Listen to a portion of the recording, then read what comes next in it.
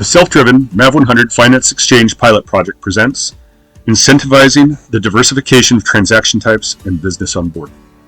In our efforts to bring Cardano to industry peers, we need to analyze the value that is being brought to the Cardano ecosystem by introducing a diverse set of transaction types to the blockchain.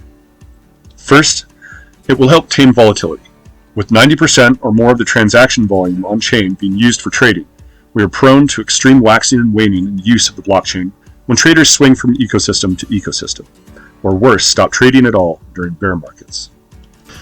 By finding new industries that have different peak user behavior, it will smooth out the value of ADA, which in turn will make it more attractive as a store of value. There are use cases in a variety of industries that would benefit from what the Cardano blockchain is currently good at, namely security, accountability, and reliability. Now let's discuss incentivization strategies.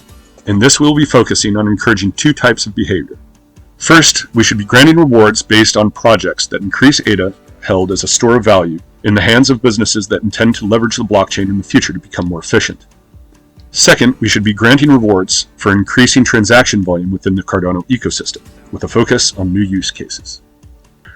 Referencing this chart that was sourced from a Cardano OG, we can see a breakdown of different metrics for rewarding projects that lead to a sustainable pattern of expenditure concerning the treasury.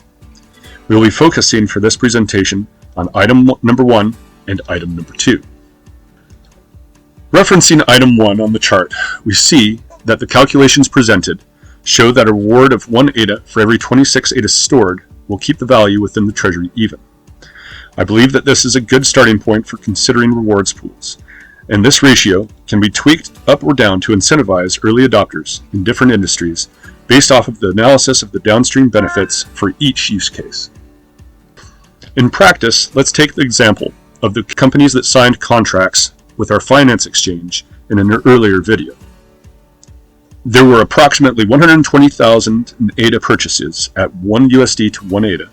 So for that period, the base rewards ratio of 1 to 26, the rewards tally out to 4,615 ADA. Those rewards flow from the rewards pool to the finance exchange associated with that Cardano integration hub. More on this later. Referencing item 2 on the chart, we see that the calculations presented show that the reward of 1 ADA for every 15 transactions will keep the value within the treasury even.